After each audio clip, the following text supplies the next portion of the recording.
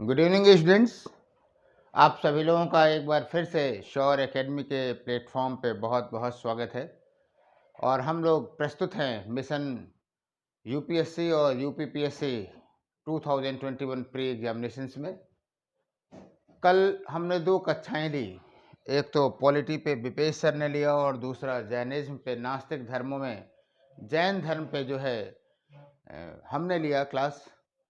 आप सभी लोगों से एक बात की अपेक्षा है कि इस वीडियो को अधिक से अधिक शेयर करें, जैसे लोग अधिक से अधिक छात्र लाइव जुड़ सकें। मेरा अपना विश्वास है, आपको मैं भरोसा दिलाता हूं कि जो कक्षाएं होंगी वो बेहद गुणवत्तापूर्ण होंगी और आपकी सभी अपेक्षाएं पूरी होंगी। तो आप लोग इसको शेयर करते रहिए, अधिक से अधिक लोगों को जोड़ते रहिए। साथ ही साथ एक और अनुरोध है।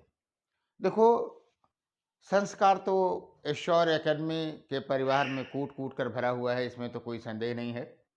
Good morning, good evening, good wishes, बहुत सारी चीज़ें हैं और ये होनी भी चाहिए, इससे मैं इनकार नहीं करता। लेकिन इस कार्यक्रम का मूल मिशन ये है कि अभिवादन के साथ साथ आप अपने प्रश्न को रखें। जो लाइव चैट रहती है, लाइव चैट में हमारे विशेषज्ञ साथ साथ रहते हैं, तो आप अपने प्रश्न वहीं रखें, जैसे आपको एक क्लास की फील हो कि नहीं, हम क्लास में बैठे हुए हैं और आपके प्रश्नों का समाधान वहाँ होगा। कल कुछ लोगों ने पूछा भी, हमने बताया भी, बेसिक चीज़ें थी। और समय प्रबंधन की बात है। समय प्रबंधन का मतलब ये है कि कम समय में हमें अधिकतम चीज़ों को कवर अप करना है, तो थोड़ी सी स्पीड रहती है। फिर भी हम प्रयास करेंगे कि शुरुआती कक्षाओं में थोड़ा सा स्पीड कम रहे, जैसे कि तारतम्यता बनी रहे और फिर बाद में आप लोग जो है जब अभ्यस्त हो जाएंगे तो बेहतर करेंगे। लगभग 2.5 से 3 घंटे का एक प्रोग्राम अतिरिक्त रखिए। विश्वास करिए, आप अलग से कहीं भी किसी भी रूप में पढ़ेंगे तो इससे कम ही बेनिफिशियल होगा, है ना? तो यहाँ पे हम जब परिचर्चा करेंगे, देखेंगे, तो आपका उत्साह भी बनेगा और अपने प्रश्न रखते रहिए। फिर भी मान लीजिए कि अगर कभी चूक हो जाती है कि आप लाइव चैट में अपने प्रश्नों को नहीं रख पाते हैं, तो आप कमेंट बॉक्स में रखिए, है ना? क्योंकि लाइव चैट के बाद जो कमेंट बॉक्स होगा उसको मैं खुद देखता हूँ और मैं देखने के बाद जो रहेगा प्रश्न, उस प्रश्न के उत्तर की जरूर चर्चा करूंगा। तो आज की कक्षा की शुरुआत करते हैं और आज हम बुद्धिज्म पे चर्चा करेंगे। 6ठी शताब्दी ईसा पूर्व में बहुत सारे संप्रदाय हुए, आप जानते हैं, और उसमें जैन धर्म और बौद्ध धर्म दो ऐसे संप्रदाय थे, या जैन धर्म और बौद्ध धर्म का दो ऐसा सामाजिक आंदोलन था जो धर्म के स्तर पर जाकर के स्थापित हुआ। और उसमें से भी अगर आप देखें तो बौद्ध धर्म की स्थिति ऐसी थी कि वो पूरे विश्व में फैला। यानी अगर भारतीय संस्कृति में बौद्ध धर्म के फ्रेगमेंट को देखा जाए तो निश्चित रूप से भारत से बाहर फैलाने में बौद्ध धर्म का एक बहुत बड़ा योगदान है ना? तो ये तो एक मेंस का भी एक बहुत अच्छा टॉपिक हो सकता है कि बौद्ध धर्म का जो अंतर्राष्ट्रीय संबंधों पर प्रभाव पड़ा उस समय, उस पे लिखें। तो खैर हम लोग मेंस के क्लास में देखेंगे, ऑप्शनल के स्तर पे। और आपको बता दूं कि श्योर एकेडमी के प्लेटफॉर्म से वर्तमान में इतिहास ऑप्शनल विषय भी चल रहा है और सोशियोलॉजी की शुरुआत होने वाली है, इन प्रोसेस है। जो विद्यार्थी आना चाहें तो इन विषयों में आ सकते हैं। और मैं एक बार और ये विश्वास दिलाना चाहूँगा कि आर्थिक जो संसाधन है, आर्थिक या जो कारक हैं, वो कभी भी क्या कहते हैं कि आप हमारे प्लेटफॉर्म से आपको ये बहुत बड़ा बाधक नहीं बनेगा। हाँ, ये बात अलग है कि सब एक संस्थान का भी वित्तीय पक्ष होता है, वो एक अलग चीज़ है, लेकिन ये आप में बाधक बन जाए, ऐसा नहीं होने देंगे। तो आप डिटरमिन्ड होइए और वैकल्पिक जो विषय होते हैं वो जाहिर सी बात है आपके अपने रुचि पर होते हैं। तो जहाँ आपकी रुचि हो आप वहाँ पे आ सकते हैं। तो फिलहाल इस एक प्लेटफॉर्म से सोशियोलॉजी और इतिहास की तो रनिंग बैच भी चल रहा है, सोशियोलॉजी का होने वाला है। तो अगर इन विषयों में आप रुचि है तो आपका स्वागत है, आप आ सकते हैं। फिलहाल हम लोग बात करेंगे, बौद्ध धर्म की बात करते हैं। तो आइए आज आज की जो क्लास जो हम लोग लेंगे, क्लास जो देखेंगे, किन किन कंटेम्प्ट में है बौद्ध धर्म। जो बौद्ध धर्म होगा उसे हम लोग किन किन परिप्रेक्ष्यों में देखेंगे। वास्तव में इस पे 1-1.5 घंटे से अधिक का क्लास चाहिए, तो हम इसको 2 सेगमेंट में भी लेंगे। फिलहाल जो पढ़ने का हमारा तरीका होगा वो ये होगा कि जो आप सामान्य गौतम बुद्ध के बारे में सामान्य परिचय है वो आप जो जानते हैं बहुत अच्छे ढंग से, उनकी चर्चा होगी। कैसे जो है क्या कहते हैं कि बौद्ध या गौतम बुद्ध की जो तपश्चर्या रही उस पे हम लोग चर्चा करेंगे। इसके बाद हम लोग चर्चा करेंगे बुद्ध की शिक्षाओं पर चर्चा करेंगे, खास करके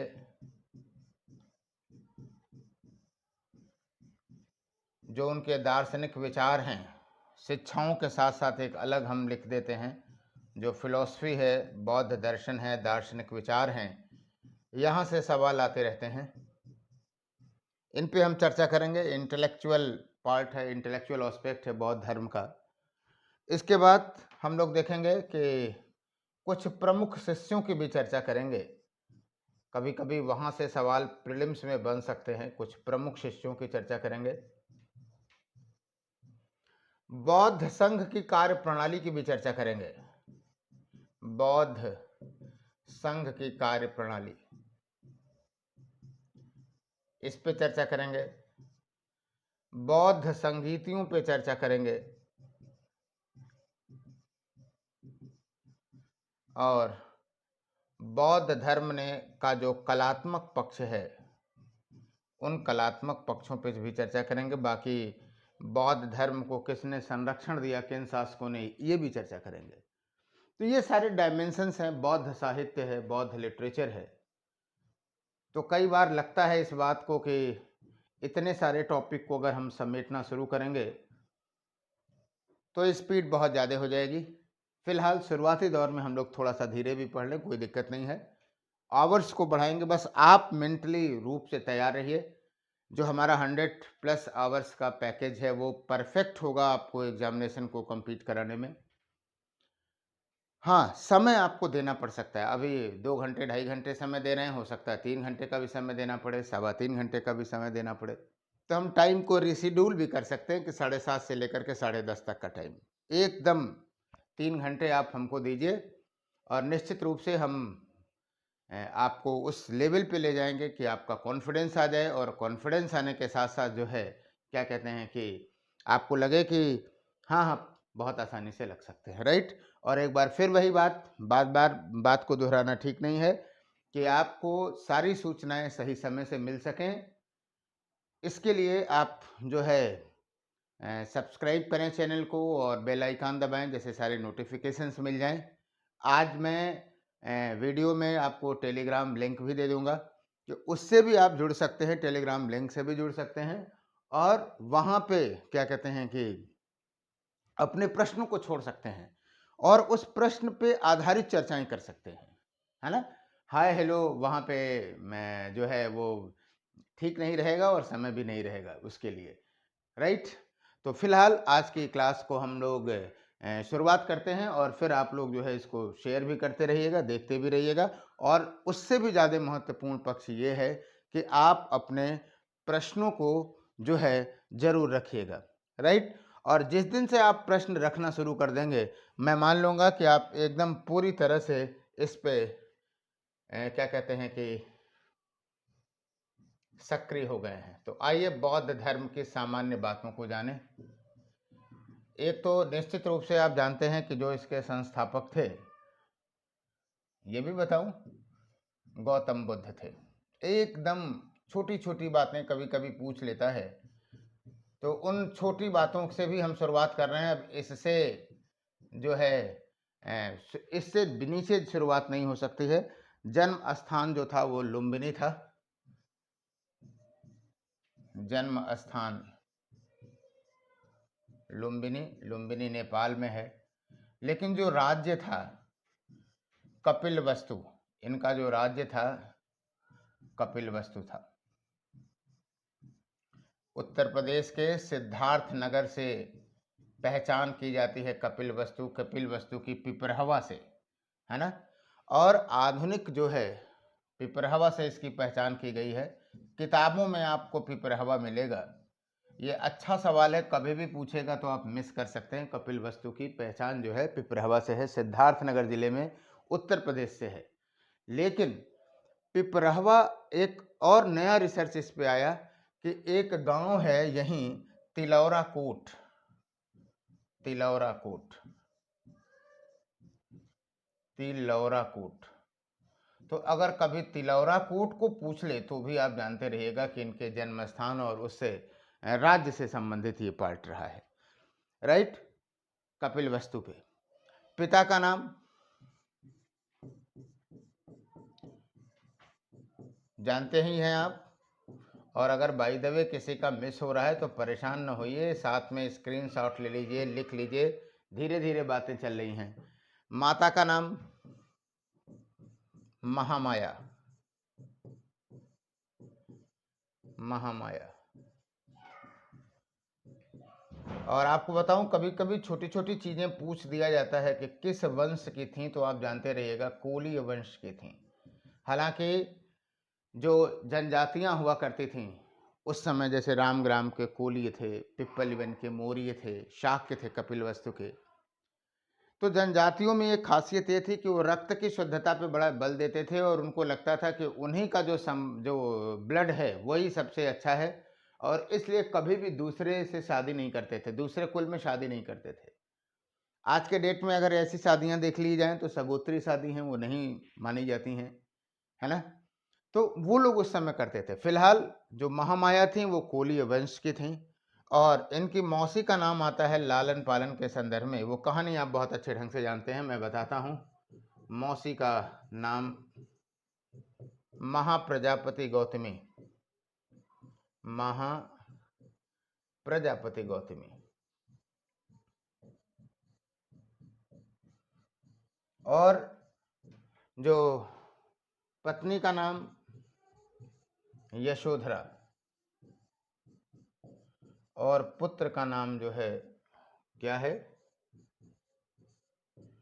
पुत्र का नाम राहुल है। मुझे नहीं लगता है कि एक सामान्य सा जो जानने वाला जो व्यक्ति है वो इसमें कोई भी ऐसा पार्ट है जो हमने नया बताया और वो न जानता हो। बहुत आसानी से जानता होगा। समय कभी पूछता भी नहीं है। अगर आप लिखना भी चाहते हैं तो आप जानते रहिए, अगर समय देख लिया जाए तो 563 ईसा पूर्व है। राइट। और डेट का तो कोई एकदम से मतलब ही नहीं है। बाकी आप सारी कहानियां आप जानते ही हैं। कुछ चीज़ों को मैं आपको बता दूं कि जब ये क्या कहते हैं, सिद्धार्थ, बचपन का नाम इनका सिद्धार्थ था, अब लिखने की ज़रूरत नहीं, उतना आप जानते हैं। तो जब ये गर्भ में थे तभी इनकी माँ ने एक सफ़ेद हाथी देखा स्वप्न में, और जब उसकी व्याख्या करने की बात आई तो अज और कौंडिन्य नामक जो दो ब्राह्मण थे उन्होंने ये व्याख्या किया कि ये जो पुत्र होगा या तो चक्रवर्ती सम्राट होगा या तो बहुत बड़ा सन्यासी होगा, है ना। और हमारे समाज की ये बातें हैं, अच्छा व्यक्ति हो, सन्यासी हो, समाज सेवी हो, लेकिन दूसरे के घर में, अपने घर में तो वही लड़का अच्छा लगता है कि जो बहुत भौतिक सुखों, अगर दूसरे घर में का बहुत बड़ा सन्यासी निकल गया, समाज के कल्याण वाला निकल गया, तो क्या होगा, लोग उसको एकदम से संत महात्मा मानने के लिए तैयार रहते हैं। तो जाहिर सी बात है, ये भी महाप्रजापति गौतमी भी जो है, महामाया भी काफ़ी इस बात से चिंतित थी कि हमारा लड़का कहीं ऐसा ना हो जाए कि संत ही हो जाए। फिलहाल अपने अंतिम समय में ये ननिहाल जाना चाहें। कोली वंश नेपाल में उस समय था, और वहाँ जब जाना चाहें तो रास्ते में ही लुम्बिनी में इनका जन्म हुआ। और कहा यह जाता है, कहानियाँ बहुत ऐसी हैं।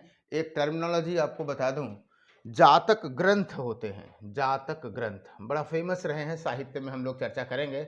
यहाँ संदर्भ है इसलिए आपको बता दूं, जातक ग्रंथ इनकी संख्या है 549। कितनी है? 549। और ये क्या है पूछे जा सकते हैं। गौतम बुद्ध के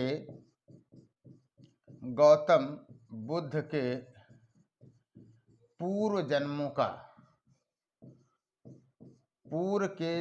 का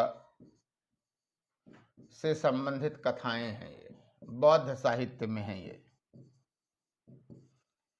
यानी कहने का मतलब ये है कि जातक कथाओं में ये बात कथा बुनी गई कि वर्तमान जीवन के पहले गौतम बुद्ध के 549 जन्म पहले हो चुके थे और विभिन्न कुलों में, कभी कुम्हार के रूप में, तो कभी सुनार के रूप में, तो कभी किसी रूप में। और एक बड़ी अच्छी सी कहानी है उस पे, जातक ग्रंथों में मिलती है ना। तो जातक ग्रंथों में देखेंगे तो कहा तो ये जाता है कि सिद्धार्थ जब जन्म हुए तो वैसे ही चलने लगे, है ना। यानी अद्भुत जो रूप था वो सिद्धार्थ का था। और फिलहाल 1 हफ्ते बाद ही महामाया की मृत्यु हो गई और पूरा जो लालन पालन है, पोषण है, वो किसने किया? महाप्रजापति गौतमी ने किया। अब चूंकि ये भविष्यवाणी हो चुकी थी कि जो है ये सन्यासी भी हो सकता है, इसलिए जो शुद्धोधन थे और महाप्रजापति गौतमी थी, या पूरा जो राज परिवार इनका था, वो यही प्रयास करता था कि गौतम बुद्ध जो है हमेशा भोग विलास में रहें, नृत्य में रहें। तो जैसे इनका ध्यान सन्यास की तरफ बाहर बाहर की तरफ जा ही नहीं पाए। लेकिन जानते ना कि कई बार चीज़ें जो होती हैं, आप जैसा सोचते हैं वैसा नहीं होता है। और गौतम बुद्ध की आपको बताऊं कि 16 वर्ष की अवस्था में ही शादी कर दी गई यशोधरा से। और बौद्ध ग्रंथों में आप बता दूं, सामाजिक स्तर पे जो उम्र विवाह की उम्र थी वो 16 वर्ष सामान्य रूप से मानी जाती थी, है ना। और उस समय अगर भारत वैदिक ग्रंथों या सामान्य स्मृति परंपराओं को देखेंगे तो उस समय तो 12 से 14 वर्ष में ही शादी की बात होने लगी थी। लेकिन फिलहाल गौतम बौद्ध साहित्य में भी माना जाता था 16 ईयर्स पे शादी का एक उम्र मानी जाती थी। फिलहाल यशोधरा से विवाह हुआ और राहुल हुआ। और कहा यह जाता है कि इनका जो ध्यान है वो अब धीरे धीरे सांसारिकता से विमुख हो रहा था। और उनके जीवन में चार घटनाएं आई। और ये जानते रहिएगा, ये घटनाएं बड़ा फेमस हैं। कभी आपसे क्रम पूछा जा सकता है कि बुद्ध के जीवन की वो कौन सी 4 घटनाएं थीं जो कि प्रभावित की। आइए हम बात देखते हैं। जब ये गए, इनका जो सारथी था, है ना, कंथक नाम, सारथी का नाम मिलता है कंथक। देखिए, तथ्य वो महत्वपूर्ण हो जाते हैं जो कि इतिहास बनाते हैं। चूंकि इन इतिहासों का, इनका जो नाम था वो क्या था? सारथी कंथक। उसी के साथ ये चारों घटनाएं देखे थे, तो जाहिर सी बात है ये भी महत्वपूर्ण हो गया। और घोड़े का जो नाम था, आप फंसेंगे कि सर ये सब घोड़े का नाम आप बता रहे हैं। हमने पहले भी कहा कि इतिहास में वो तथ्य महत्वपूर्ण हो जाते हैं जो वास्तव में आगे चल कर के इतिहास बनाते हैं। और ये इनसे, गौतम बुद्ध से जुड़े थे, इसलिए ये सारी बातें महत्वपूर्ण हो गई। और जब ये गए तो पहला एक व्यक्ति इन्होंने देखा, वृद्ध व्यक्ति को देखा। वृद्ध व्यक्ति को देखा। ये 27 28 29 वर्ष की उम्र की बात है। और 28 साल 29 साल में आप देखिए, सामान्य रूप से जो शारीरिक स्वास्थ्य होता है वो बहुत अच्छा होता है। और वो राजकुमार थे तो उनकी तो बात ही नहीं थी। तो उन्होंने किसी वृद्ध व्यक्ति को नहीं देखा था। और जब वो पूछे तो कंथक से उन्होंने पूछा कि भाई ये कौन है, इसका शरीर क्यों जीर्ण शीर्ण सा पड़ा हुआ है, गालों पे झुर्रियाँ पड़ गई हैं। तो फिर कंथक को बताना पड़ा कि ये सृष्टि का, ये प्रकृति का नियम है कि जो व्यक्ति जन्म लेता है, युवा होता है, वो वृद्ध हो जाता है और वृद्धावस्था में ऐसे ही हो जाता है। फिर सिद्धार्थ ने इस बात को पूछा कि क्या मेरा भी ऐसा हो जाएगा? तो उन्होंने कहा कि सबका है, तो प्रकृति का नियम है, होना ही होना है। दूसरे स्तर पर वो एक बीमार व्यक्ति को देखे। और जब इसके बारे में पूछे तो बीमार व्यक्ति को देखते समय इन्होंने ये बात बताई कि वास्तव में यह व्यक्ति, जब पूछे कि ये कराह क्यों रहा, चिल्ला क्यों रहा है, तो उसने कहा कि नहीं, इसको व्याधियां हैं और वास्तव में ये शरीर व्याधियों का घर है। जब भी किसी को व्याधि होती है तो पीड़ा होती है और वो चिल्लाता है। तो बीमार व्यक्ति को देखा। तीसरी बार जब वो देखे तो एक मृतक को देखे, मरे हुए व्यक्ति को देखे, मृतक को देखे। और जब इसके बारे में पूछा गया तो सारथी ने कहा कि ये तो जीवन का अंतिम सत्य है, जातस्य हि मृत्यु ध्रुवम, जो आया हुआ है उसकी मौत होनी ही होनी है। तो इन तीनों चीज़ों से काफ़ी खिन्न थे और उनको लगता था कि वास्तव में हमको संसार की समझ नहीं है, जो भी बातें हैं। और चौथी बार जब वो गए तो उनको एक सन्यासी बालक दिखाई दिया। और निश्चित रूप से उसके मुख पर तेज था और बड़े प्रभावित हुए। कहे ये कौन है? तो कहा ये सन्यासी है। तो कहा ये क्या कर रहा है? तो कह रहा है ये ज्ञान की खोज में है, समाज के कल्याण के लिए है। और वास्तव में जब गए तो इन चारों घटनाओं का बुद्ध के जीवन पे बड़ा प्रभाव हुआ और उन्होंने सोचा कि अब हमें ये जो क्या कहते हैं कि प्रवृत्ति मार्ग है, जो हमने भोग विलास देखा है, वास्तव में 27-28 साल की अवस्था में भोग विलास देखने के मामले में बुद्ध से कोई शानी नहीं था, राजकुमार थे, सारी चीज़ें उनके सामने उपलब्ध थीं। फिर वहीं से प्रवृत्ति मार्ग से वो निवृत्ति मार्ग की तरफ चले गए। ये क्रम अगर याद करना हो तो वैसे तो थोड़ा-सा सुनने में अच्छा लगता नहीं है, लेकिन आप चाहें तो मज़ाक-मज़ाक में भी रखते हैं कि बुड्ढा बीमार पड़ा और मर गया। तो वृद्ध व्यक्ति, बीमार और मृतक, ये तीनों का कॉम्बिनेशन लिख दीजिए। लास्ट में जो सन्यासी मिला था, उस सन्यासी ने ही बुद्ध को सन्यास की तरफ जो है वो क्या किया? उत्प्रेरित किया। और आपको बता दूँ कि ऐसी परिस्थिति में एक दिन 29, कहा तो ये जाता है पूरा मध्यम निकाय में, जब आप देखेंगे बौद्ध ग्रंथों में, तो इस घटना का उल्लेख किया हुआ है कि नृत्यशाला में गौतम बुद्ध बैठे हुए थे, लेकिन उनका मन नहीं लग रहा था। और जो महिलाएं थीं, डांसर थीं, वो नर्तकियां थीं, नाचती चली जा रही थीं, नाच रही थीं। और नाचते ना चूंकि इनका ध्यान नहीं था तो ये भी थक नहीं रहे थे और ध्यानस्थ थे, और वो नाचते, उनको लगा कि बुद्ध जो है देख रहे हैं तो हम कैसे अपना डांस बंद करें। और वो नर्तकियां नाचते नाचते गिर गईं, सो गईं, उसी में अस्त व्यस्त रहीं। ये बातें बौद्ध साहित्य में है, जाहिर सी बात है साहित्य में कल्पना का भी अंश रहता है कुछ। और फिर जब बुद्ध का ध्यान से विमुख हुए तो देखे, कहे कि अच्छा बताइए, ये थकी हारी जो नर्तकियां हैं वो सो गईं। और फिर वहाँ से जब उठे तो अपने शयन कक्ष में गए तो वहाँ राहुल और उनकी पत्नी सो रही थी, और फिर वहीं उसी रात को ये निकल लिए। और इस घटना को कहा जाता है महाभिनिष्क्रमण। महाभिनिष्क्रमण एकदम टर्मिनोलॉजी आपको जानते रहना चाहिए, एकदम महाभिनिष्क्रमण। पूछा जाता है कि महाभिनिष्क्रमण क्या है, तो ये वही घटना है बौद्ध साहित्य में जब गौतम बुद्ध सन्यास के लिए, गौतम बुद्ध सन्यास के लिए गृह त्याग किए, सन्यास हेतु या गृह त्याग कर दिए। एक चीज और भी लिखा जा सकता है, ज्ञान की खोज में गृह त्याग कर लिए। सन्यास हेतु जो था वो था ही, लेकिन मुख्य बात यह था कि वो संसार के समस्याओं को समझना चाहते थे और उस पर अपनी राय रखना चाहते थे। इसके लिए वो एक जो है उन्होंने गृह त्याग दिया, और इस घटना को महाभिनिष्क्रमण कहते हैं, है ना। आपको बताऊं कि यहाँ से एक कहानी है, वो भी आप जानते रहिए, कि जो छंदक और कंथक था वहाँ से वो लेकर के गया, और एक आम की बाग थी, उसका नाम भी मिलता है अनुप्रिय नामक, अनुप्रिय नाम था बाग का। और वहाँ जब वो बैठे तो अपने बालों को काट लिए, और काटने के बाद जो है एक आता है भूमि स्पर्श मुद्रा। बुद्ध की विभिन्न मुद्राओं के बारे में भी हम चर्चा करेंगे, इसीलिए मैंने कहा कि क्लासेस जो है वो बौद्ध कल्चर पे 2 दिन हम लेंगे तो जैसे फुलफिल हो जाएगा, इसके बाद कोई भी सवाल इससे बाहर नहीं जाएगा। तो एक वर्ड आता है, एक मुद्रा आती है भूमि स्पर्श मुद्रा, भूमि स्पर्श मुद्रा। तो आप यहाँ लिख रहा हूँ तो समझ सकते हैं कि अगर आपसे पूछा जाए कि भूमि स्पर्श मुद्रा किससे संबंधित है तो क्या बताएंगे? महाभिनिष्क्रमण से। और वास्तव में इसमें क्या है, वो जाते समय ऐसे दिखाया हुआ है झुक करके कि वो अपने भूमि का स्पर्श करते हैं और वहीं से विदा ले लेते हैं। आपको एक बात बताऊं, इस पे एक रिसर्च है डीडी कौशाम्बी सर का, डीडी कौशाम्बी, हालांकि उतना फेमस नहीं हुआ, लेकिन डीडी कौशाम्बी हमारे यहाँ मार्क्सवादी इतिहास लेखन में अग्रणी रहे, तार्किकता से लिखते थे।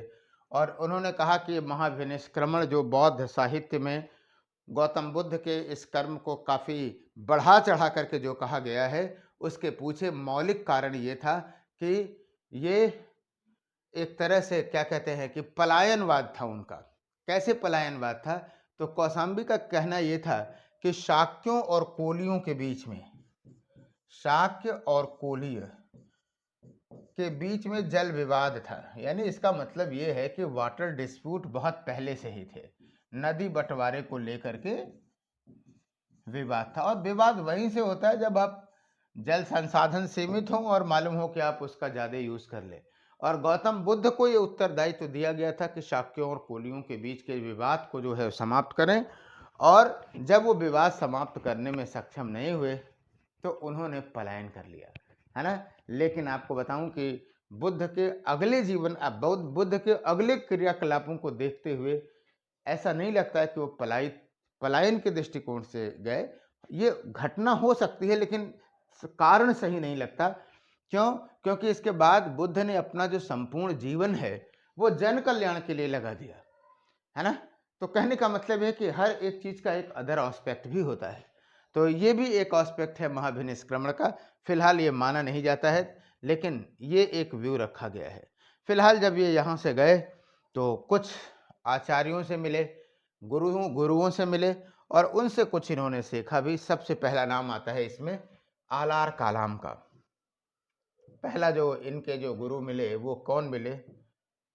आलार कालाम, राजगृह में थे आलार कालाम। पूछा भी जाता है कि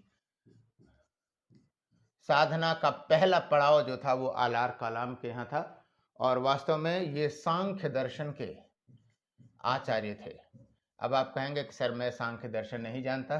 कोई बात नहीं है, कपिल मुनि के द्वारा था। और मैं इसीलिए कल्चर से शुरू किया हूँ बेटा, क्योंकि बहुत सारे लोग जिस गहराई से मैं आपको बता रहा हूँ उस गहराई से नहीं समझते हैं। आप लोग इसको पढ़ने के बाद जब यूपीएससी के पेपर देखिएगा, यूपी पीसीएस के बारे में तो चिंता ही नहीं करिए। यूपी पीसीएस तो बेचारा यहीं से सवाल ही बनाएगा, है ना। या गलती से कभी एक आध तथ्य खोज लिया तो बात अलग है, अदरवाइज सवाल सारे रहेंगे। हम ये कह रहे हैं कि यूपीएससी स्तर पे भी सारे सवाल यहीं से रहेंगे। बस आप इसे आत्मसात करें और समझ लें। तो हमने आपको बताया कि ये सांख्य दर्शन के थे, और बताऊंगा सांख्य दर्शन, योग दर्शन, सारी चीजें बताऊंगा शॉर्ट में, जो कि प्रीलिम्स से आधारित आपसे पूछी जा सकती हैं, है ना। तो सांख्य दर्शन से और इस योग एवं साधना सीखा। जाहिर सी बात है, किसी भी आप तब कोई भी तपश्चर्या करेंगे, इवन आप सूफियों को भी देखेंगे ना, तो सूफियों ने भी योग को अपनाया था। तो एक जीवन पद्धति है, सांस पर नियंत्रण कर किया उन्होंने। लेकिन इससे उनको वो चीज नहीं प्राप्त हुआ जो कि क्या कहते हैं कि वो जिसकी अपेक्षा कर रहे थे। और फिर इसके बाद गए उर्बेला, गया के पास है उर्बेला। और जब ये उर्बेला गए तो यहाँ पे इनको मिले 5 साधु मिले उर्बेला में। पंच भद्रीय भिक्षु भी कहा गया इनको, पंच भद्रीय भिक्षु। 5 ब्राह्मण थे। मुझे नहीं लगता है कि यहाँ से नाम पूछा जाना चाहिए, लेकिन जानते रहें औज अज कौडिन्य, है ना, अस्सिज,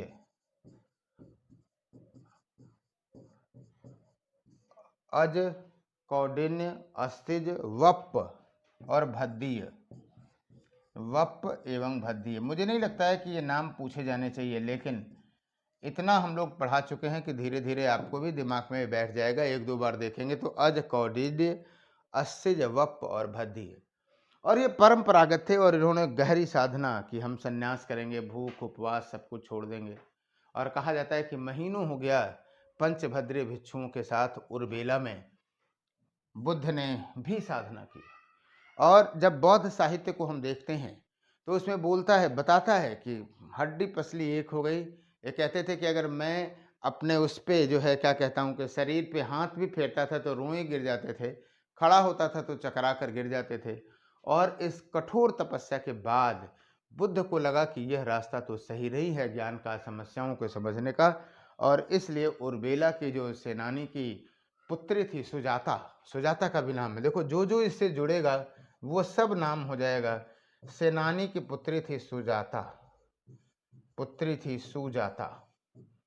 और सुजाता का बनाया हुआ भोजन कर लिए, बुद्ध ने सुजाता का बनाया हुआ भोजन किया, है ना। और आप लोगों को पता नहीं है, या हो सकता है जो लोग जानते हों, हमारे यहाँ अब भी बहुत सारे जो बुजुर्ग लोग व्यक्ति होते हैं अब उसके पीछे तार्किकता नहीं पूछिएगा, फिर कभी आपको बताऊँगा, चर्चा करूँगा, ये उपयुक्त समय नहीं है, लेकिन ऐसा होता है, आप लोग भी देखे होंगे। मालूम हुआ कि चारों धाम की यात्रा किए हैं, सनातन धर्म की बात बता रहा हूँ, और अगर वो आपके घर जाएँगे, तो वो आपके हाथ का बना हुआ खाना नहीं खाएँगे। ये ना सोचिए कि आप दूसरी जाति के हैं इसलिए नहीं, वो हमारे यहाँ भी आएँगे, ब्राह्मण भी हैं तो भी नहीं खाएँगे। एक तो क्या होगा, तो या तो वो अपने स्वयं बनाएँगे, और या एक विकल्प उसमें रहता है कि अगर कोई अविवाहित कन्या है वो बना देती है, जो गृहस्थ आश्रम में नहीं गई है अभी, तो उसके हाथ का खा लेते हैं। तो ये एक परंपरा है, अब इसके पीछे वैज्ञानिकता नहीं है, लेकिन खा लेते हैं। और वास्तव में जो सुजाता के हाथों भोजन किया, तो ये जो पांचों पंडित जी लोग थे, पंचभद्रीय भिक्षु, है ना, इन भिक्षुओं को लगा कि बुद्ध जो है वो अपने मार्ग से पतित हो गए, और अब इनका साथ छोड़ देना चाहिए। और ये दोनों तीन पांचों जो हैं वो चले गए सारनाथ, और फिर यहीं से उर्बेला से गौतम बुद्ध गए बोध गया। और बोध गया में इन्होंने 7 दिनों से, वैशाख मास था, वैशाख मास की पूर्णिमा थी, वैशाख मास की पूर्णिमा सब आप जानते हैं बहुत अच्छे ढंग से, केवल रिप्रिंट दिमाग में फिर से कर लीजिए। 7 दिनों की तपस्या किया इन्होंने, और फिर 7 दिनों की तपस्या के बाद अगर आप देखेंगे तो इन्हें ज्ञान प्राप्त हुआ, राइट। पीपल के पेड़ के नीचे 8वें दिन, आप कह सकते हैं 7 दिनों के पश्चात 8वें दिन हुआ, पीपल के पेड़ के नीचे इन्होंने तपस्या की थी। और वहीं से क्या कहते हैं कि इन्हें सत्य की, क्या कहते हैं, सत्य की खूब इनको ज्ञान प्राप्त हुआ। और 2 नाम आता है, पहले आपको बताऊं, तपस्वी और मल्ल का। तपस्वी और मल्ल 2 बंजारे थे। तपस्वी और जो मल्ल थे, इनको इन्होंने दीक्षित किया सबसे पहले। तो वास्तव में हम लोग धर्म चक्र जो प्रवर्तन है वो स्पेशली सारनाथ वाले को मानते हैं, लेकिन अगर कभी आपसे ये पूछ दिया जाए कि वास्तव में जो बुद्ध के पहले जो 2 शिष्य कौन थे, तो आपको क्या लगाना चाहिए, तपस्वी और मल्ल चाहिए, राइट। और आपको बताऊं कि इसके बाद, इस घटना के बाद, यहीं से वो चत्वारि आर्य सत्यों की बात करते हैं, जो इन्होंने ज्ञान रखा, चत्वारि आर्य सत्य। हम अभी जब हम चर्चा करेंगे बौद्ध सिद्धांतों की, तब हम चर्चा करेंगे। 4 आर्य, आर्य मतलब चत्वारि मतलब 4, आर्य मतलब श्रेष्ठ, सत्य मतलब सत्य, 4 श्रेष्ठ सत्यों की बात किया। अभी जब हम सिद्धांत की चर्चा करेंगे तो आपको बताएंगे। अभी थोड़ा सा हम इनके विकास क्रम को आगे बताना चाहते हैं आपसे, राइट। तो यहाँ के बाद अब आइए देखते हैं कि इस घटना के पश्चात ये गए कहाँ पे, सारनाथ गए। सारनाथ, सारनाथ हम लोग आज के समय में लिखते हैं, लेकिन उस समय जो इसका नाम था वो क्या था, मृगदाव वन, मृगदाव वन। और यहाँ पहुँचने के बाद इन्होंने क्या किया, सबसे पहले उन 5 भिक्षुओं को, जो पंचवर्गीय भिक्षु थे, पंच भद्रीय भिक्षु थे, इन्हें दीक्षित किया। और आपको बताऊं कि बड़ी खुली परंपरा रहती थी। होता क्या था कि जो विद्वान रहते थे वो आपस में तपश्चर्या का, वो क्या कहते हैं कि तर्क वितर्क करते थे, और जो हार जाता था वो शिष्यत्व ग्रहण कर लेता था। और इसी घटना को हम लोग कहते हैं धर्म चक्र प्रवर्तन, धर्म चक्र प्रवर्तन, है ना। यानी गौतम बुद्ध का पहला, आप कह सकते हैं कि पहला प्रथम धार्मिक उपदेश। अब आप कह सकते हैं कि सर यहाँ से कंफ्यूजन हो रहा है कि तब अगर ये है तो तपस्वी और मल्ल को क्या कहा जाए। तो आप ये दिमाग में बैठिए, ये एक तरह से योजनाबद्ध या योजनाबद्ध तरीके से विधिवत उनको बताया। तपस्वी और मल्ल को एज ए पर्सन के रूप में आप शिष्य के रूप में भले मान सकते हैं, लेकिन धर्मचक्र प्रवर्तन जो बौद्ध साहित्य में है वो यही सारनाथ पे है।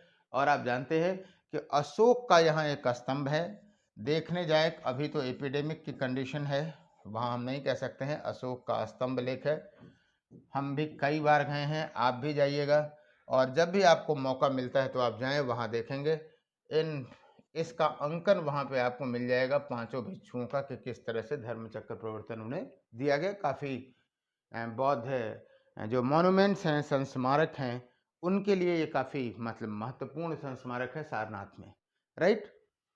अब सारनाथ में ही आपको बताऊं, सारनाथ से वाराणसी गए। सारनाथ वाराणसी भाई एक ही है, अब आज के डेट में तो सब एक ही है। और वाराणसी में यहीं पर आपको यश नामक व्यापारी का नाम मिलेगा, चलिए इसी से लिख देता हूँ, यश व्यापारी। और 50 लोगों के साथ, 50 सदस्यों के साथ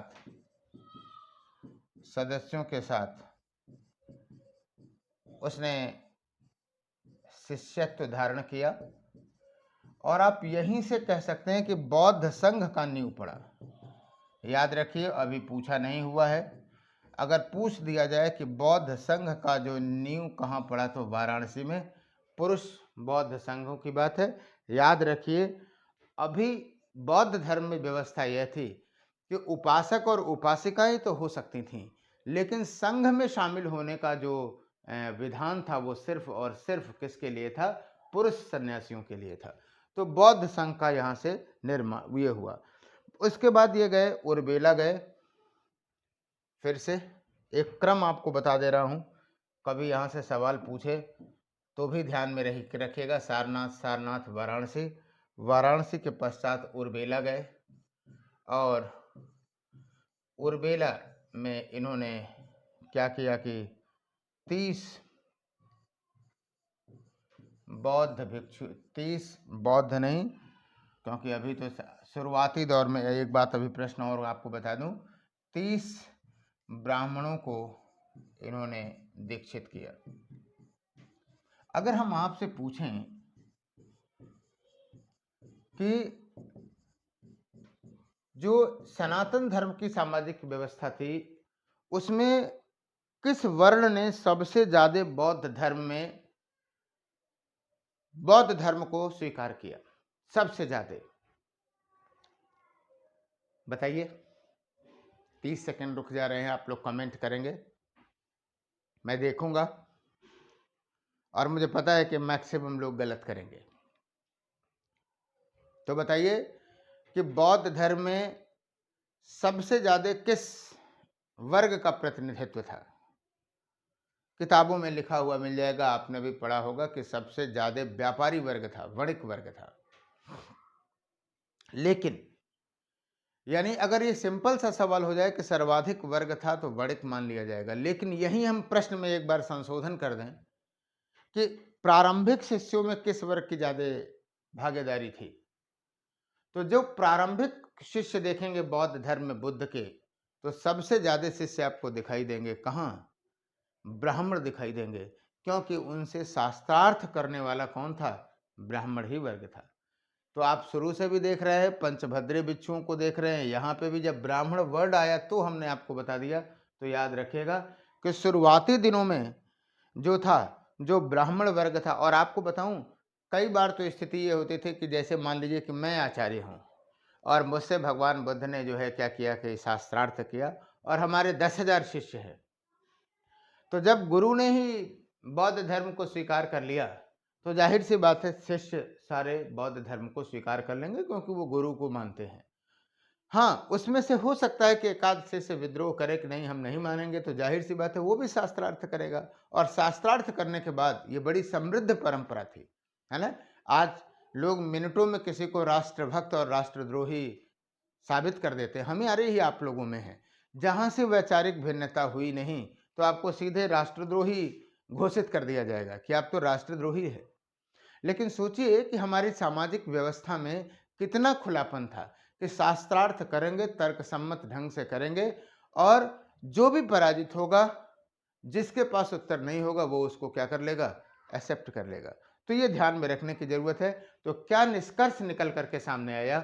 निष्कर्ष ये निकल कर के सामने आया कि अगर आपसे पूछा जाए तो प्रारंभिक शिष्यों में आप लिखेंगे ब्राह्मण वर्ग था और ओवरऑल देखेंगे तो वणिक वर्ग था, है ना? हालाँकि आजकल 20वीं शताब्दी में बहुत एससी वर्ग, दलित वर्ग भी ओम नमो बुद्धाय नमः कहता है। लेकिन आपको यहाँ पे एक तकनीकी पक्ष बता दूँ, दलित वर्ग बहुत ज़्यादा बौद्ध धर्म को एक्सेप्ट क्यों नहीं कर पाया? उसमें एक आरक्षण का भी पेच रहता है। क्यों? क्योंकि अगर आपने धर्म परिवर्तित कर लिया तो आपको आरक्षण का लाभ नहीं मिलता है ना? तो कहने का मतलब है कि ये लीगल इश्यूज़ है, यहाँ पे देखने की ज़रूरत नहीं है। फिलहाल उर्बला नहीं उर्बेला की बात है, आप तो करबला लिखवा देंगे, उर्बेला, है ना? और उर्बेला के पश्चात राजगृह गए और राजगृह बड़ा प्रिय जगह था इनको, आपको बताऊं। कारण ये था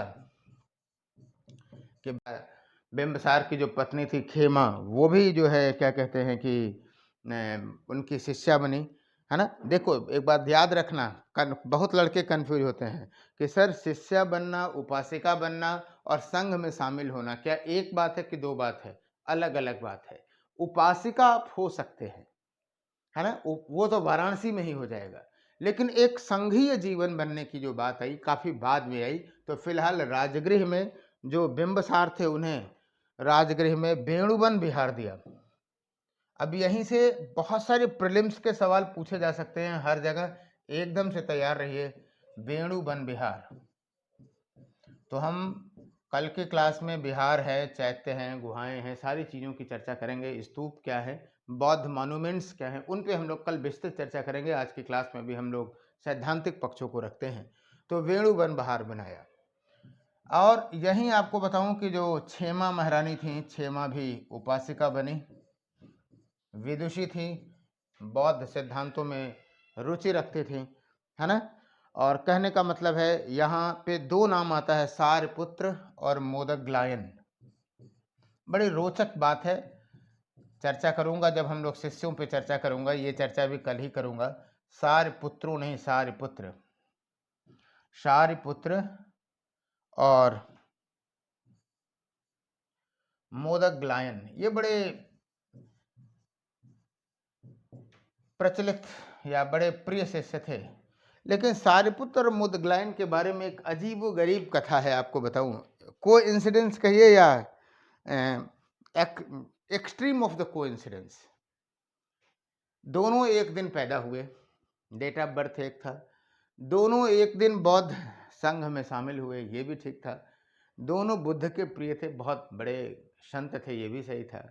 और मज़ेदार बात यह है कि दोनों एक ही दिन मरे, है ना? तो ये क्या है, extreme of the coincidence. Science का आदमी तो यही कहेगा इट इज जस्ट कोइंसिडेंस, एक ही समय पर कई लोग मरते हैं, कई समय होते हैं।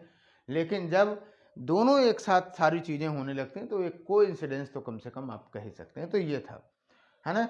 और इसके बाद ये पहुंचे राजगृह से कपिल वस्तु। क्या दृश्य रहा होगा, जरा आप जरा सोचिए, बताता हूं आपको। कपिल वस्तु, राजगृह के बाद ये पहुंचे कपिल वस्तु। ये वही कपिल वस्तु है जहां पर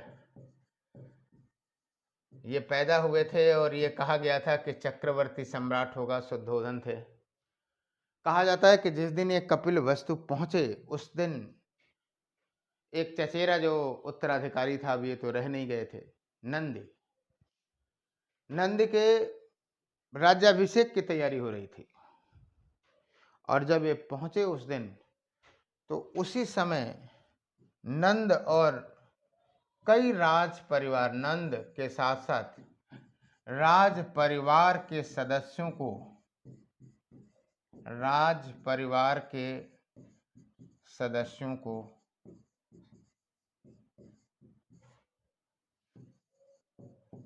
शिष्य बना लिया।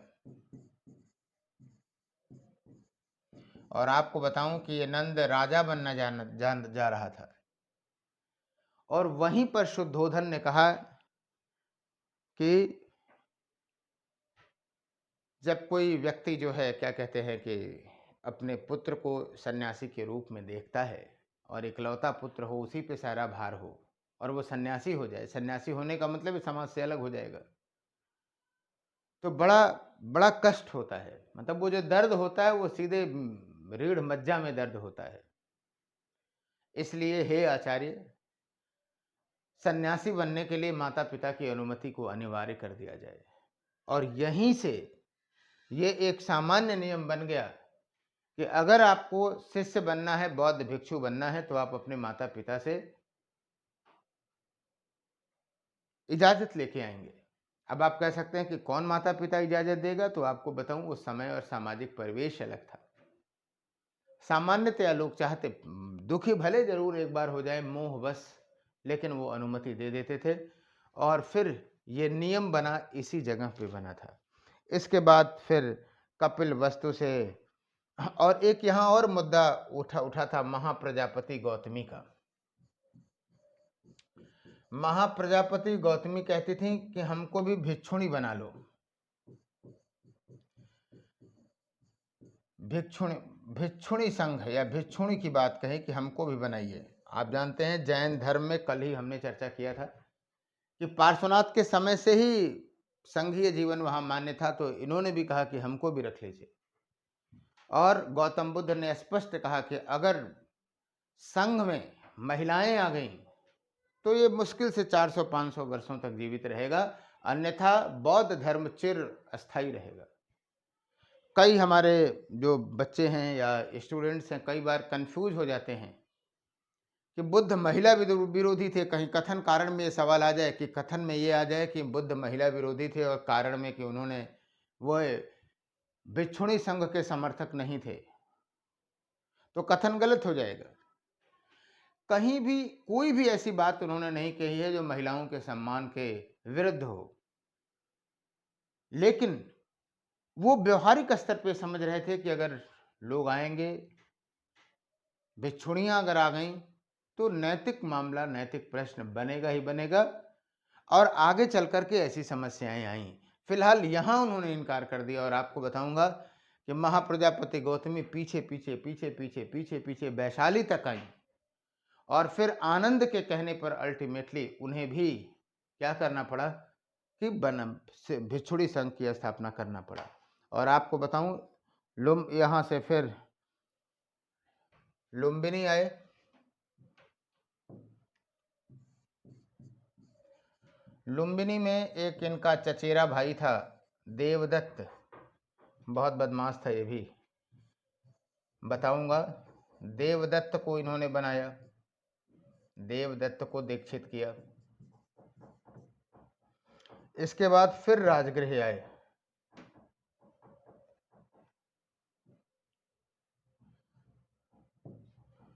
राजगृह आए और राजगृह में इन्होंने जो है क्या कहते हैं कि दो घटनाएं स्पेशली होती हैं कि श्रावस्ती, याद रखिएगा स्थान है राजगृह, लेकिन चर्चा चल रही है श्रावस्ती के श्रेष्ठी की। श्रावस्ती के श्रेष्ठ की बड़ी रोचक घटना है, आप समझिए। नाम आता है अनाथ पिंडक का, अनाथ पिंडक। और श्रावस्ती का जो राजकुमार था वो जेत था। श्रावस्ती का नाम राजकुमार जो था वो जेत था, जेत। तो श्रेष्ठी ने कहा कि अगर हमें जगह मिल जाए, श्रावस्ती का जो राजकुमार अगर हमें जगह दे दे, तो हम एक विहार बनवाना चाहते हैं। तो इन्होंने कहा कि ठीक है, जो हमारा वन है उस पर आप स्वर्ण मुद्राएं बिछवा दीजिए, चांदी की मुद्राएं बिछवा दीजिए, उतनी उसकी कीमत है। और अनाथ पिंडक ने कहा ठीक है। और कहा यह जाता है कि जेत वन में 18 करोड़ मुद्राएं लगी और 18 करोड़ मुद्राओं से उसने पटवा दिया और फिर जेत वन विहार बनवाया। कहा तो ये भी जाता है कि अनाथ जेत अपनी बात से मुकरना चाहता था, लेकिन बुद्ध ने कहा नहीं, breach of contract is crime. अगर आप कॉन्ट्रैक्ट को तोड़ते हैं तो वो क्राइम की श्रेणी में है। यानी एक तरह से संदेश है कि कम से कम जो व्यापारिक डील हो जाए उसे पीछे न हटिए। और फिर जो भरहुत स्तूप है, याद रखना, भरहुत स्तूप, किसी बच्चे ने कमेंट किया था कि सर थोड़ा सा टाइम दे दिया करिए स्क्रीनशॉट के लिए, शायद आज ये शिकायत आपकी नहीं होगी। मैंने धीरे भी पढ़ाया है और पर्याप्त टाइम भी दे दिया कि जहां आप चाहें तहां आना ये कर लीजिए, राइट। और फिर मैं कहूँगा कि आज टेलीग्राम का लिंक डाल देता हूँ। आप लोगों को कोई भी प्रश्न है तो आप एकदम बिना संकोच निधड़क अपने प्रश्नों को रखिए। इस मिशन का उद्देश्य ही यही है कि अधिक से अधिक विद्यार्थियों का कल्याण हो सके। कोविड जनित द्वारा जनित नकारात्मक बौद्धिक नकारात्मकता को, एक बात बताऊं कि हमारे जो शौर्य एकेडमी परिवार में जो बच्चे एडमिशन लिए हुए हैं, जो पढ़ रहे हैं, उसमें से 8 विद्यार्थियों को कोविड हुआ है। इतिहास के सभी ऑप्शनल चल रहे हैं, वही चल ही रहा है। और मैं आप सभी लोगों से गुजारिश करूंगा कि आप लोग उनके स्वास्थ्य के प्रति जो है ईश्वर से दुआ करें। हम भी दुआ करते हैं, बहुत बहुत आशीर्वाद देते हैं इन बच्चों को कि उनका आत्मविश्वास किसी भी तरह से डगमगाने न पाए। और सारे विद्यार्थियों के लिए मैं चाहता तो इसके लिए एक क्विक रिवीजन बैच डाल देता है। और हमने और विवेश सर ने इस बात को रखा कि नहीं, इस समय जो नेगेटिविटी का माहौल है उसमें बच्चों को एनर्जी भरने की ज़रूरत है। तो निश्चित रूप से हम सबको एक तरफ से एक गार्जियन होने की वजह से इस बात को ज़रूर सलाह देंगे कि हिम्मत से रहें। जिनको नहीं हुआ है वो इसकी भयावहता को समझें, क्योंकि मैं भी कोविड पेशेंट रहा हूँ। मैं जानता हूँ बहुत अच्छे ढंग से कि उभरने में कितना समय लगता है। 1 महीने लग गया था, मैंने एक क्लासेस ऑप्शनल की नहीं ले पाया था।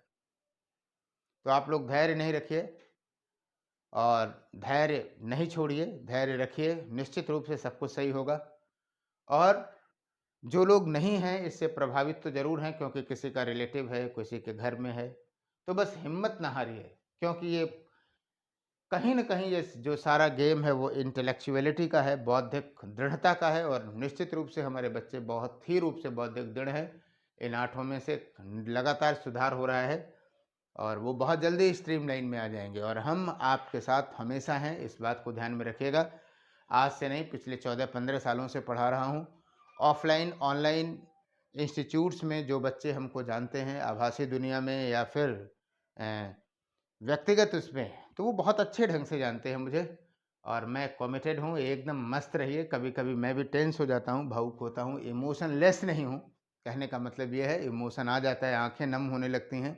लेकिन मैं फिर यही कहूँगा कि इस समय एकदम दिमाग से काम लेने की ज़रूरत है और बहुत अच्छा होगा, आप सभी लोग इस चीज़ को कर ले जाएँगे, राइट? तो फिलहाल अब अपनी बात की बात आ रहे थे कि भरहुत जो स्तूप है, हम इसकी भी चर्चा करेंगे, भरहुत स्तूप की भी। तो भरहुत स्तूप पर इस घटना का अंकन है कि किस तरह से अनाथ पिंडक के जो बैलगाड़ियों में सिक्के भर के जा रहे हैं और उस पे बिछाया जा रहा है और जेतवन वहाँ दिखाया जा रहा है।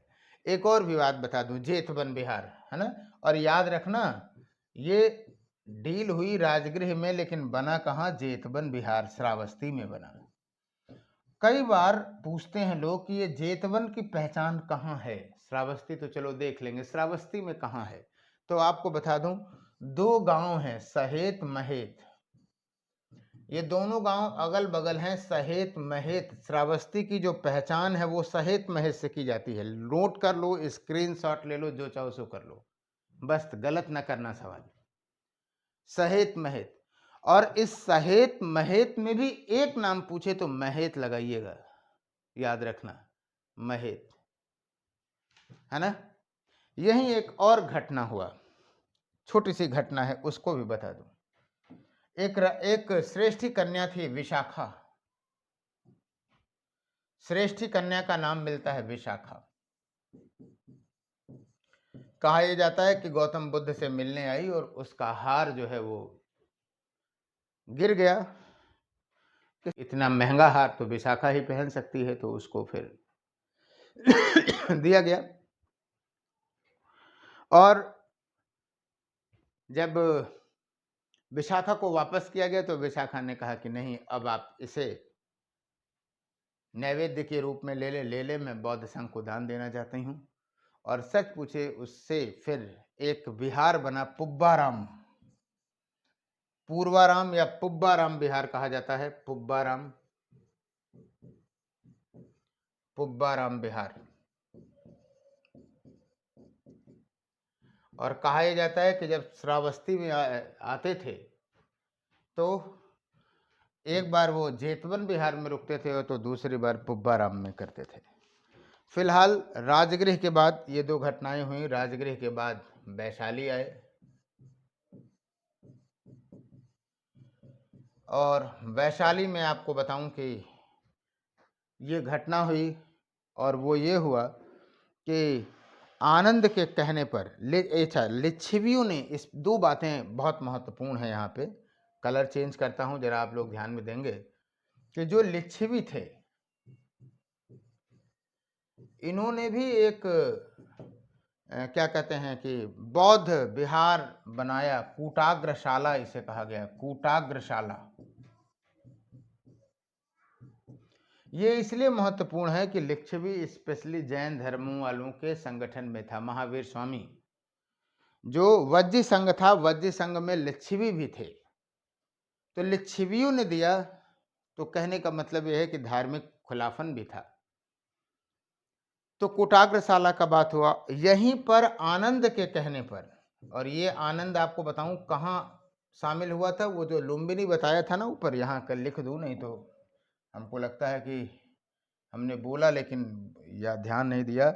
लुम्बिनी ने देवदत्त के साथ आनंद भी दीक्षित हुए थे और ये चचेरा भाई जो इनका आनंद था, इसके कहने पर, आनंद के कहने पर महाप्रजापति गौतमी को, महाप्रजापति गौतमी को इन्होंने महाप्रजापति गौतमी को बनाया, भिक्षुणी बनाया और यहीं से भिक्षुणी संघ की नींव पड़ी। एक बात, दो बातें और नोट कर लीजिए। भिक्षुणी संघ की नींव, भिक्षु संघ वाराणसी, भिक्षुणी संघ कहाँ हो गया, वैशाली। और किसके कहने पर, आनंद के कहने पर। और आपको बताऊं कि आनंद इनका चचेरा भाई था लेकिन वास्तव में देखें तो दाहिना हाथ बन गया था। जो सुक्त पिटक है, आगे हम चर्चा करेंगे, आनंद को ही संबोधित सारे जो उपदेश हैं बुद्ध के हैं। और आनंद को मानते हुए भी यहाँ पे उन्होंने इस बात को कहा कि अब ये जो बौद्ध धर्म है वो 500 वर्षों से अधिक नहीं कर पाएगा। इसके बाद श्रावस्ती आए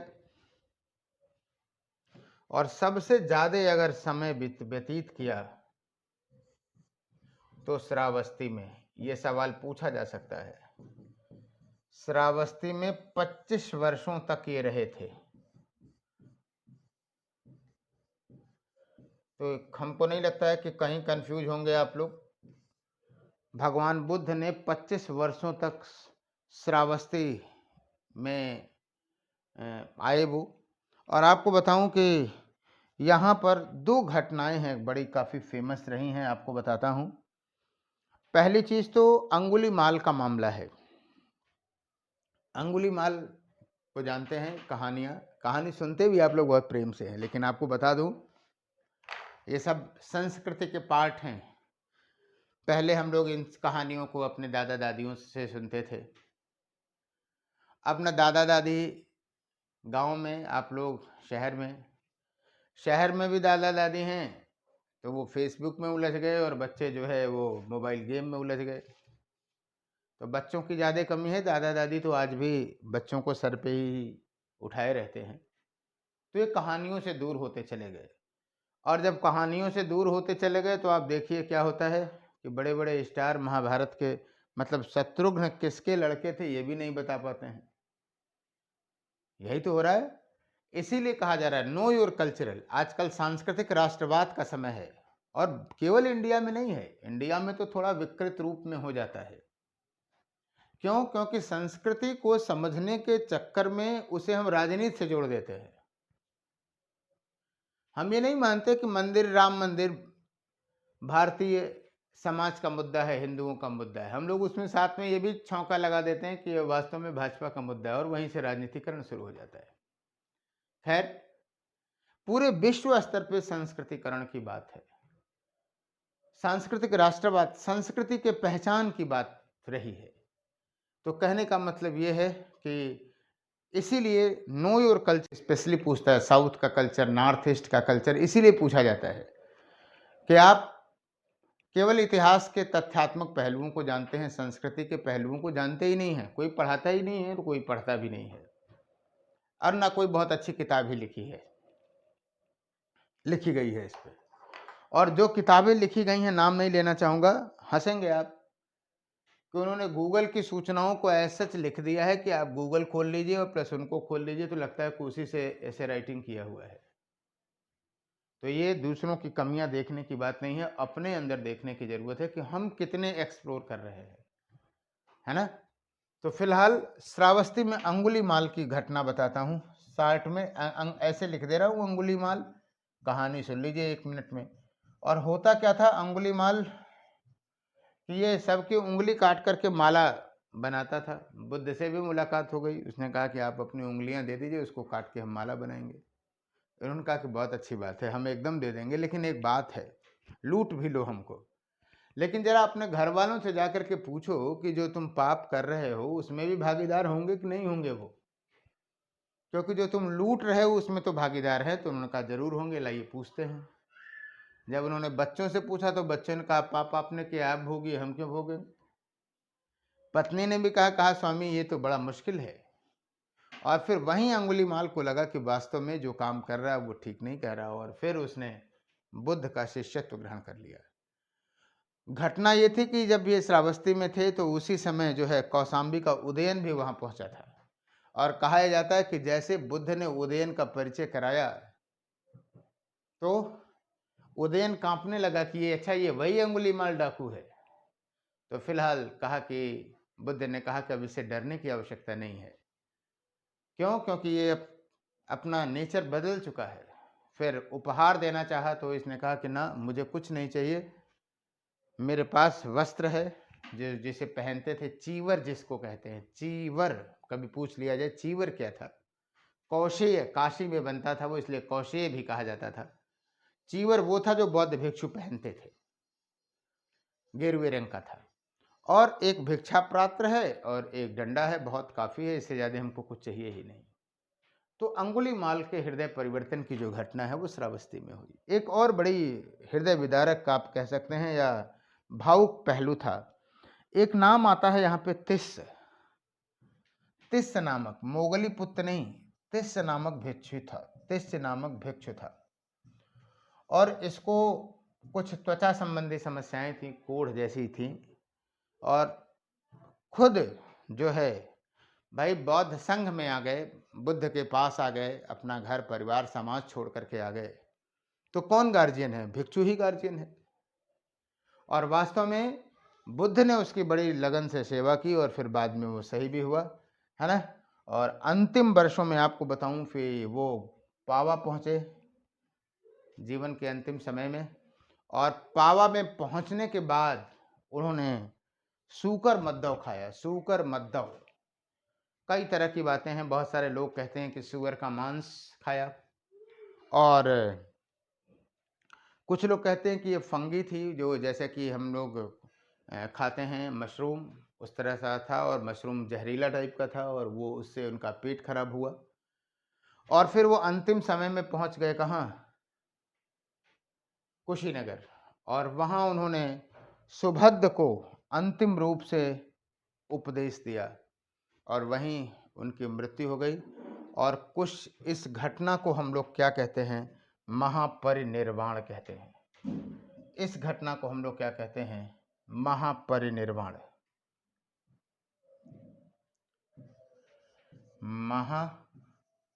महापरिनिर्वाण कहते हैं।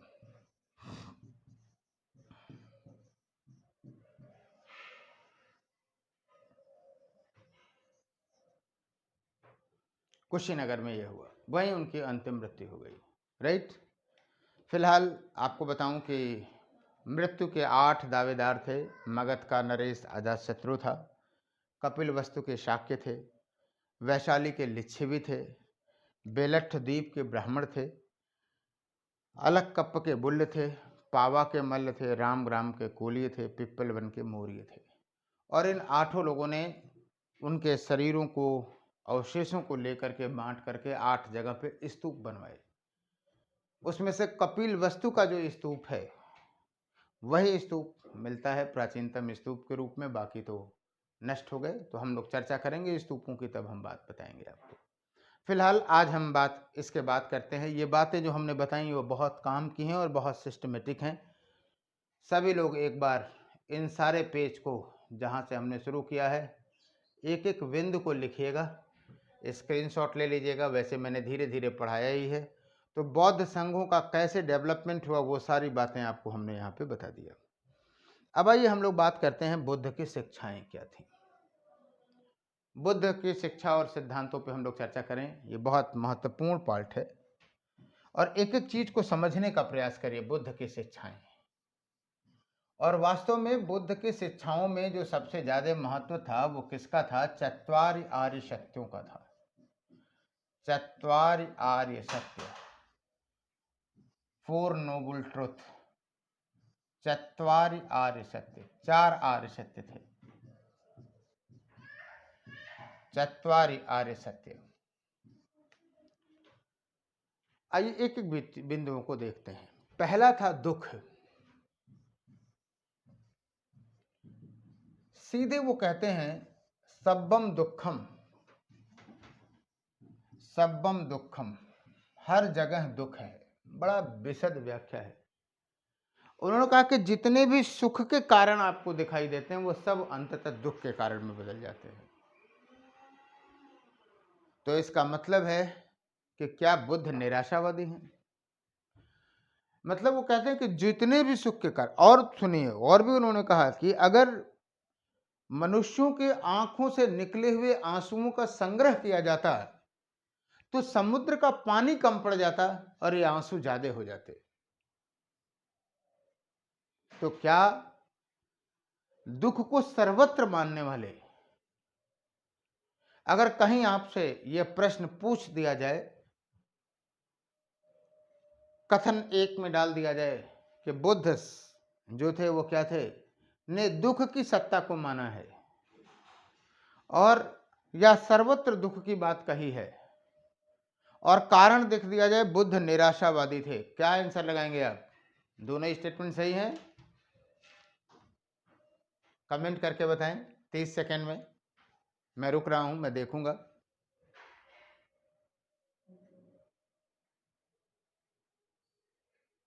प्रायः लोग निराशावादी मान लेते हैं, लेकिन ऐसा नहीं था।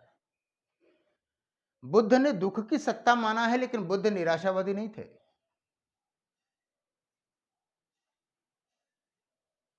क्यों? क्योंकि दुख से निवृत्ति, दुख से कैसे निकलना है, इसकी भी चर्चा दुख करते हैं, बुद्ध करते हैं। यानी सर्वत्र दुख व्याप्त है, लेकिन इस दुख से बाहर निकला जा सकता है। आइए देखते हैं। दूसरा है दुख समुदय। दुख समुदय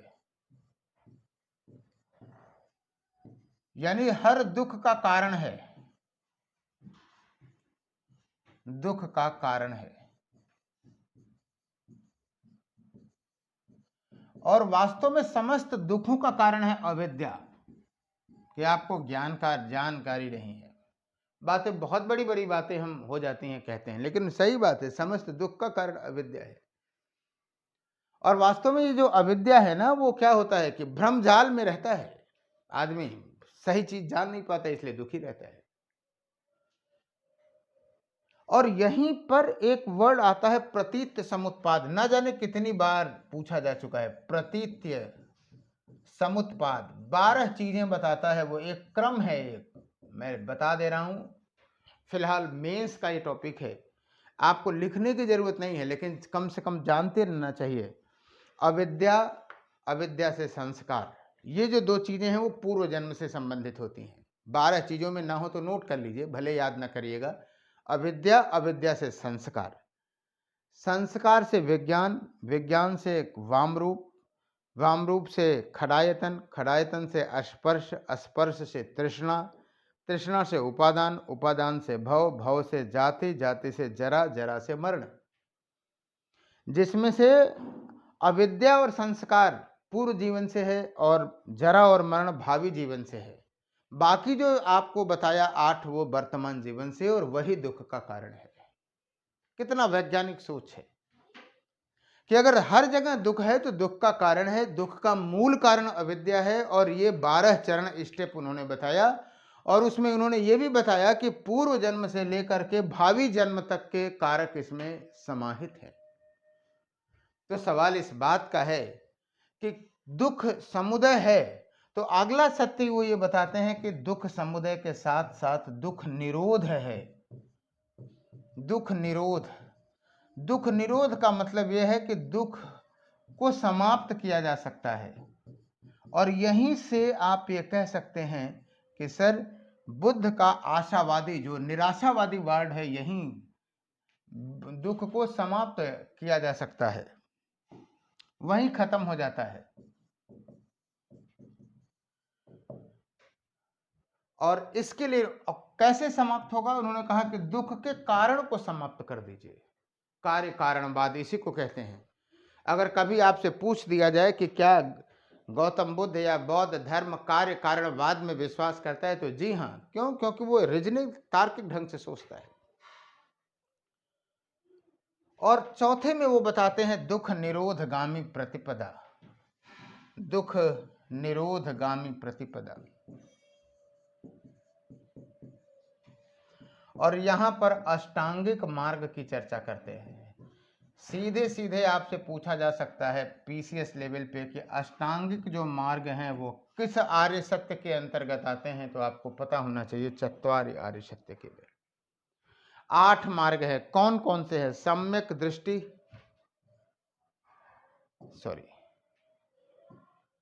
सम्यक दृष्टि, सम्यक संकल्प, सम्यक संकल्प, सम्यक वाक।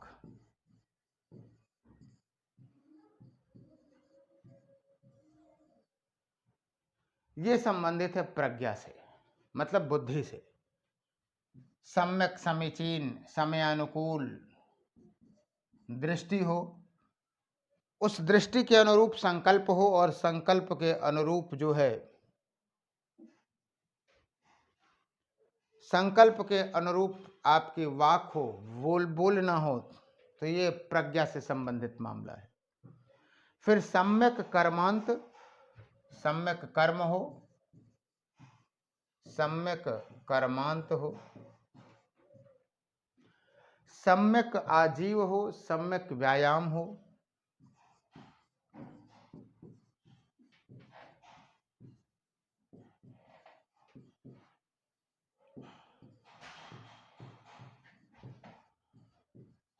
तो ये कर्म के अंतर्गत आता है, शील के अंतर्गत, व्यवहार के अंतर्गत आता है सम्यक शील। और सम्यक स्मृति और सम्यक समाधि हो, सम्यक स्मृति हो, सम्यक समाधि हो।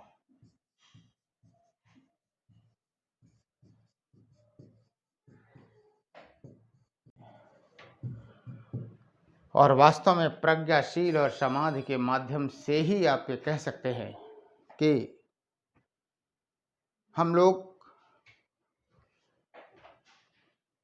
अष्टांगिक मार्ग या जो दुख है उससे, या दुख निरोधगामी जो प्रतिपदा है, उससे मुक्ति प्राप्त कर सकते हैं। आपको बताऊं कि इसके अतिरिक्त बौद्ध धर्म में कुछ और विशेष बातें हैं।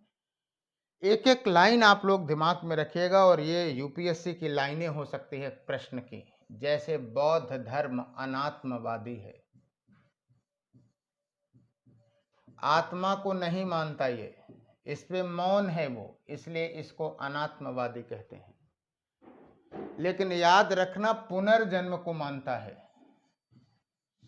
पुनर्जन्म को मानता है।